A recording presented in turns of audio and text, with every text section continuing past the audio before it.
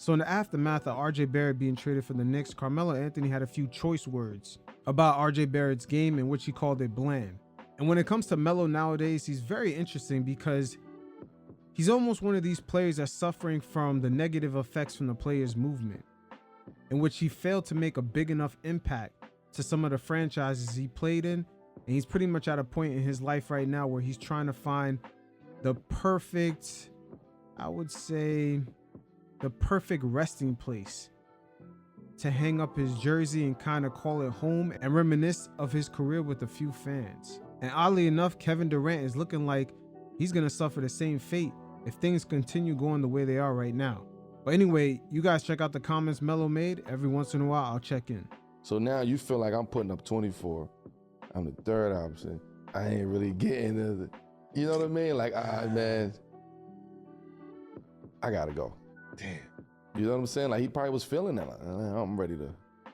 Ready to dip up out of Yeah, here. I'm sure he was questioning it.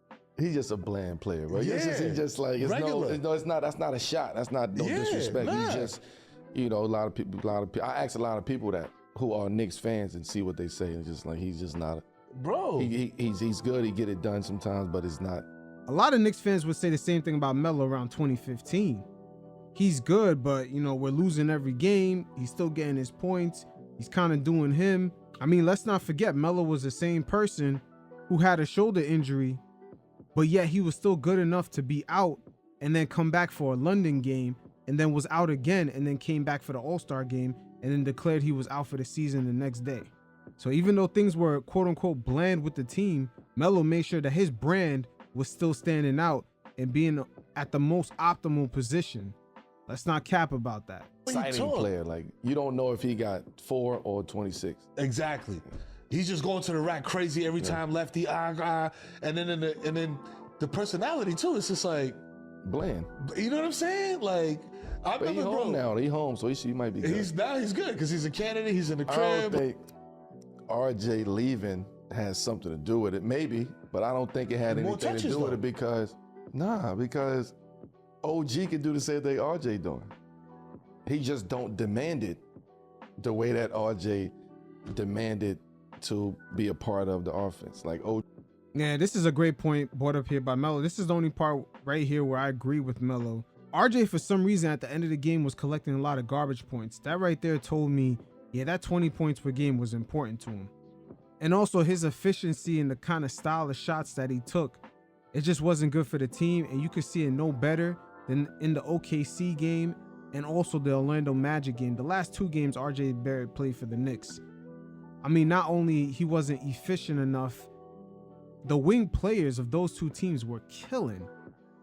Jalen Williams was shooting over 76%, and SGA was shooting 56%, which is regular for him. But that always seemed to be the story, even in the Orlando game, a team who really can't shoot. And a lot of their struggles are due to the fact that they don't have a setup man at the guard position. But in that matchup against the Knicks, RJ once again wasn't as efficient, but you had Wagner and Suggs almost shooting 55% from the field.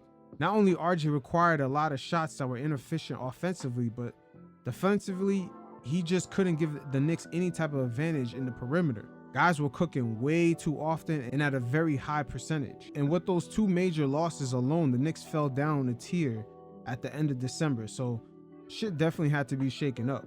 OG is cool sitting on the wing and moving around and cutting and waiting for somebody to swing it to him and knock down a three. He's still gonna go play defense, no matter what. Yeah. Whereas RJ, if he gotta score 20. You know what I'm saying? So where that 20 is gonna come in at? Your 20, 23, 24 is the third option on that team. Yeah. And 6 points of it really comes in garbage time. And at the same time, you're giving up points on the other end, almost at a high clip. You got opponents shooting over 55%. So now you feel like I'm putting up 24. I'm the third option. I ain't really getting the, you know what I mean? Like, man. And at the same time, it's crowded in the spaces you like to occupy. You're the third lefty. Yeah, things kind of get funny. I gotta go. Damn. You know what I'm saying? Like, he probably was feeling that. Like, I'm ready to. Ready to dip up out of Yeah, here. what I'm sure he was questioning it. I'm pretty sure he was, but unfortunate for RJ, the Knicks never really had him play his exact position as shooting guard. Not as often as he probably would have liked, but at the same time, they got a lot of players that kind of occupy the spaces that he needed. And he didn't really perform at a high efficient enough clip to justify him getting all those shots. The Knicks really couldn't afford another 40% shooter out there on a good day, because other days RJ he shoots way below that, 36, 33, especially due to the fact that the Knicks were already a small unit. They didn't really have a forward out there, and they're just giving points up at a high clip, especially from the perimeter. So it is what it is. But with Melo, I'm surprised he made these comments, especially coming from an ambassador. I don't think I've ever seen a player in Melo's position, especially representing the Knicks, making comments about a young player. RJ's only 23, and even calling his personality bland. That shit sounds kind of personal. I don't know if RJ maybe didn't give Melo a dap or something, but hey, it is what it is.